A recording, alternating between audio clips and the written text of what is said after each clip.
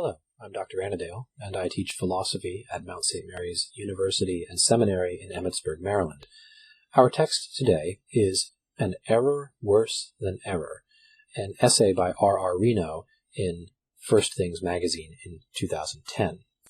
In this essay, Reno reflects upon his experience as a teacher and concludes that an emphasis upon critical reason can have some negative effects in the intellectual lives of students.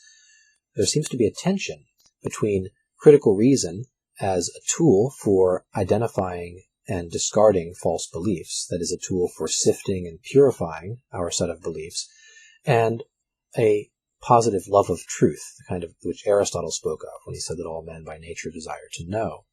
And so Reno writes, "Our hearts are restless, not with fear of error, but with a desire to rest in God, who is the fullness of all truth. The fulfilling activity of the intellectual life is to affirm truth rather than to recoil from falsehood." And so we see that a purely negative intellectual method is only going to get us partway towards a healthy intellectual life. What we still need to do is to cultivate and feed and reward this positive love of truth.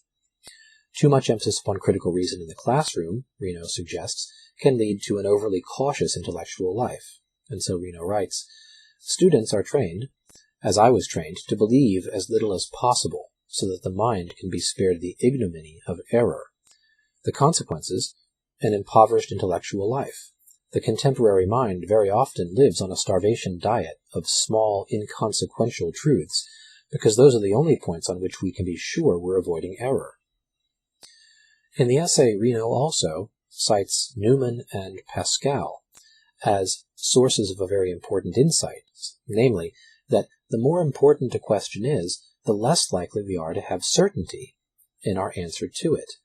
And this is especially true of these core existential questions in philosophy, questions of self-identity or of God, of religious vocation and belief and practice, questions of the meaning of life.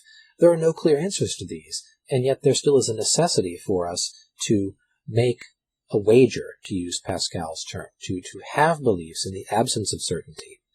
And so I think Reno's essay helpfully points up the need for us to take risks in our intellectual lives, to believe in cases where we don't have certainty, especially on the most important topics. It's possible to dither away one's life without coming to a decision if one requires certainty for a decision about a relationship or a vocation, for example. So Reno says the life of the mind should be a life of romance and adventure. It should be something that students are willing to throw themselves into, that they're invited to go on an adventure with. Thinking about this essay, I was thinking also about an essay by T.S. Eliot about Pascal, something called The Pensée of Pascal. It's an introduction to a translation of the Pensée. And in this essay, Eliot praises Pascal for facing unflinchingly the demon of doubt, which is inseparable from the spirit of belief. And Eliot concludes his essay this way: "I can think of no Christian writer, not Newman even, more to be commended than Pascal to those who doubt, but who have the mind to conceive and the sensibility to feel the disorder, the futility, the meaninglessness, the mystery of life and suffering, and who can only find peace through a satisfaction of the whole being." That's Eliot describing Blaise Pascal. So I think this captures very well the spirit of Reno's essay, and it leads me to two final questions, which I'll leave you with for discussion and conversation and further reflection. First, what can teachers do to bring this adventure of learning into the classroom to feed the love of truth as well as the critical faculties of their students? And second, is Eliot right when he says that doubt is inseparable from Christian belief, from the spirit of Christian belief? And if so, what are some of the implications of this? What does the intellectual life of the thinking Christian look like if it does not repose in absolute certainty, but rather is constantly struggling with the demon of doubt?